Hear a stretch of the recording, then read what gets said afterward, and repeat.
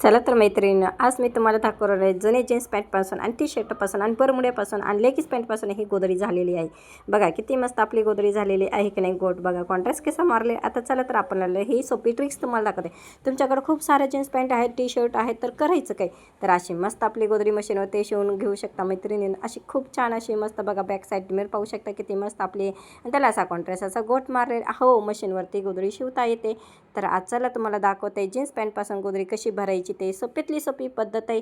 तुम्ही छान भरली तर चला मी अशा प्रकारे मैत्रिणीने अशी साडी जॉईन करून घेतलेली आहे. दीड पट्टीची गोधडी आहे. उंचीला 7 फूट आहे, रुंदीला 5 फूट येते.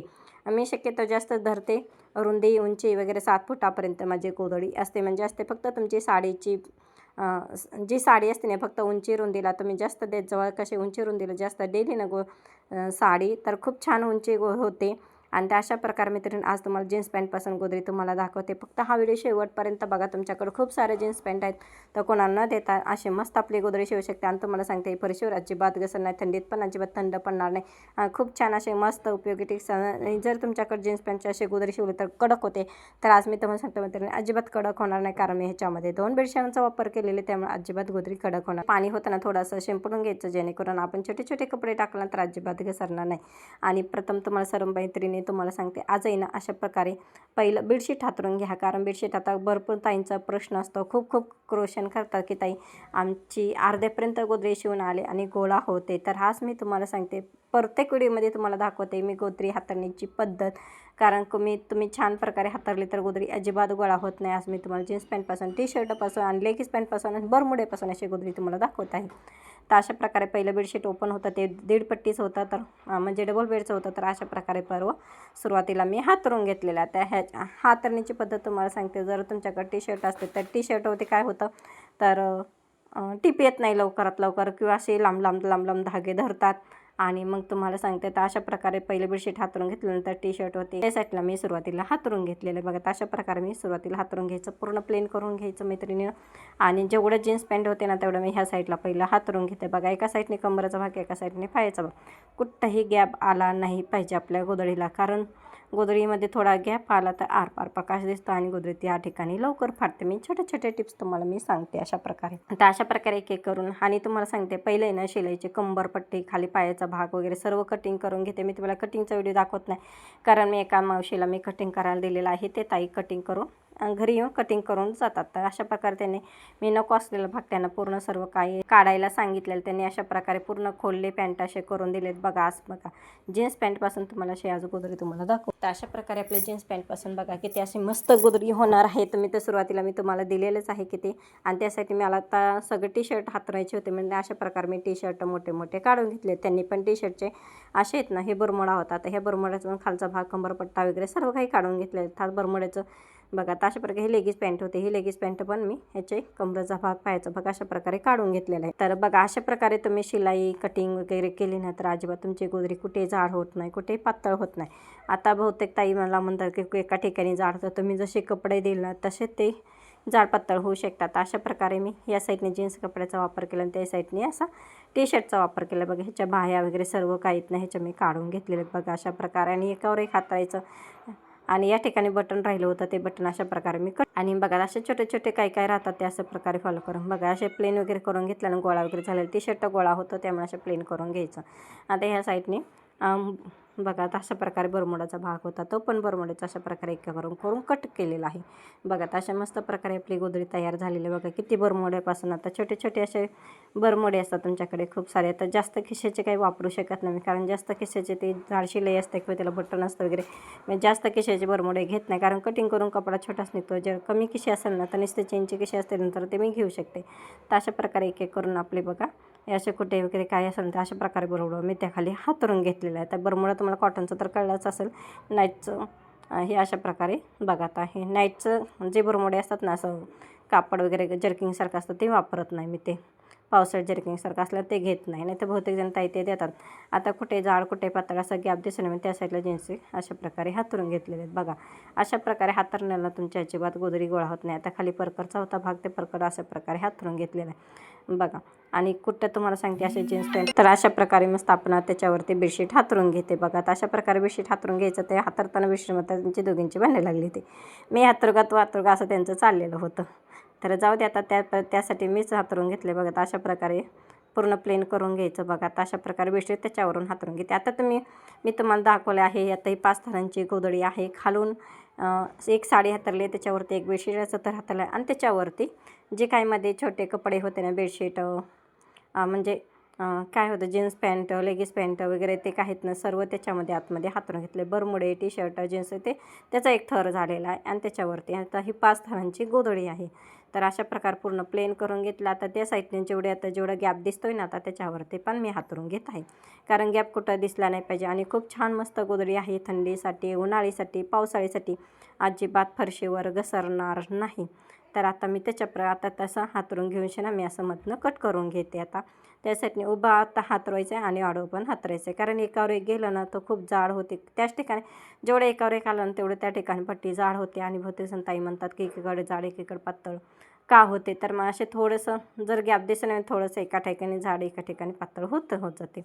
तर अशा प्रकारे पहिला हातरून घेतलेलं आहे. अशा प्रकारे मस्त आपली गोधडी आणि त्या साईडने आता एका साईडने बघा. अशा प्रकारे तेवढीच पट्टी मी कट केलेली आहे. आणि तुम्हाला वाटेल की बेडशीट वगैरे शिल्लक त्यांच्या 5 गोधड्या होत्या. त्या 5 गोधड्यामध्ये त्यातली हे गोधडी आहे, तिसरी गोधडी आहे. तर त्याच्यामध्ये मी ते बाकीचे जे शिल्लक राहिलेले होते ते बेडशीट त्याच्यामध्ये हातरून घेते बघा. आता हे गॅप पूर्ण आपला भरून झाले. आता त्याच्यावरती अखंड साडी हातरायची. आता तुम्हाला टाके घालताना तर व्हिडिओ दाखवते. आता रोज टिपा मारताना गोट मारताना तुम्हाला दाखवते. पण टाके घालताना व्हिडिओ थोडासा असतं म्हटलं आज पूर्ण तुम्हाला व्हिडिओ शेअर करावं म्हटलं.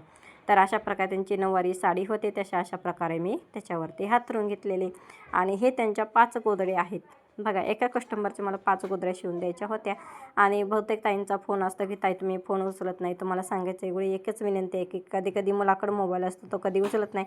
आणि कधी मला ते तुमचा नंबर असा कधी सेव्ह पण केला म्हणजे सेव्ह करते मी पण काय होतं काय इकडचं तिकडं सेव्ह केल्यानंतर ते सेव्ह केलेला नंबर जातो. तर अशा प्रकारे मी पूर्ण साडी हातरून घेतलेली प्लेन करून घेतलेले. हात टाके तुम्हाला टाके घालताना दाखवते. जाड गोधडीचा धागा घेतलेला आहे. सुई मोठी घेतलेली आहे आणि अशा प्रकारे टाके घालत आहे. तुम्ही जास्त जाड गोधडी करू नका, पातळ करू नका. आणि मस्त प्रकारे अशी गोधडी आपली तयार होते. नॉर्मल एकदम मिडियम फरशीवर अजिबात काही घसरत नाही. तर अशा प्रकारे उभा टाका घालून घेतला. तशाच प्रकारे उभे टाके पण घालून घ्यायचे आपल्याला. तर मध्ये गाठ मारलेली होती ती गाठ मला कट करायची नव्हती म्हणून त्यासाठी आडवा असा टाका घालून घेतलेला आहे. तर मध्यंतरी असे पटापट असे सारं जसं टाके घालतो ना तसे गोधडी सारत यायचे आणि अशा प्रकारे टाका घालून घ्यायचा. तर बघा आता काय ताईंचा प्रश्न असतो की ताई आमची मशीनवरती गोधडी शिवायला घेतल्यानंतर गोळा होते. तर तुम्हाला सांगते मी आता 2 इथे टाके घालते. तुम्ही एक तरी टाके घालण्याचा प्रयत्न करा. जेवढे जवळ तुम्ही टाके घालाल तर मशीनवरती अजिबात गोधडी गोळा होत नाही. तर अशा प्रकारे सारं द्यायचे. आपल्या जे काही गोड्या चुन्या वगैरे आलेले आहेत ना तर अशा प्रकारे मस्त काढून आणि प्लेन करून घ्यायचं बघा अशा प्रकारे.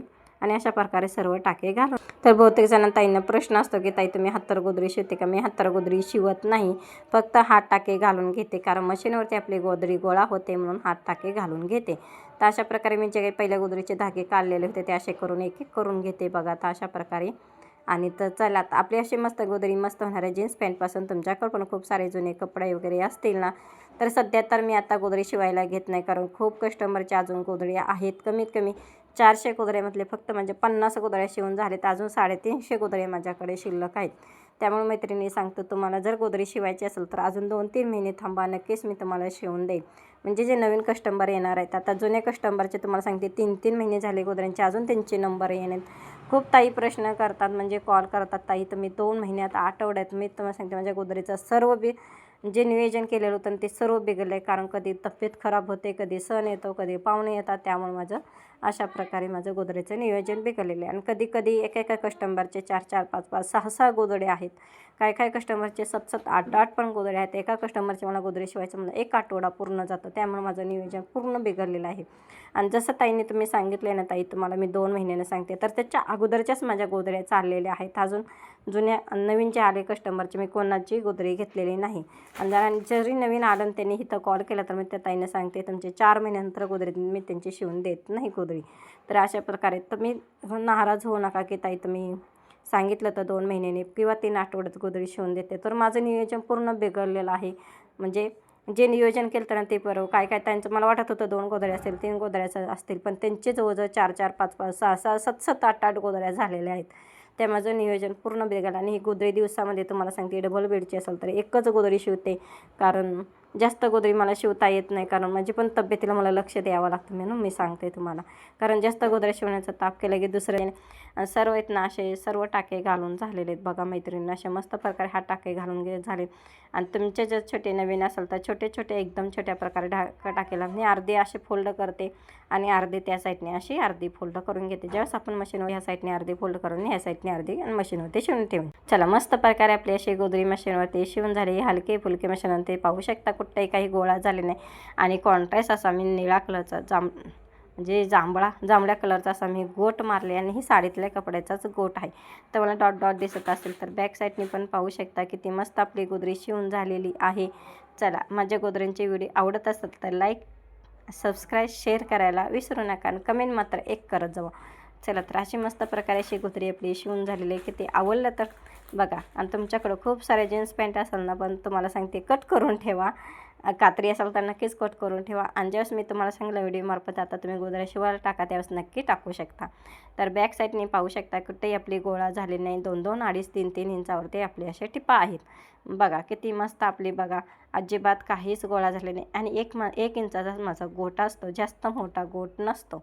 तर चला आवडलं असेल तर लाईक, सबस्क्राईब, शेअर करायला विसरू नका. भेटूया नवीन व्हिडिओमध्ये. तोपर्यंत श्री स्वामी समर्थ. असाच माझ्या गोदरीचा व्हिडिओ बघत राहा, व्यस्त राहा, मस्त राहा.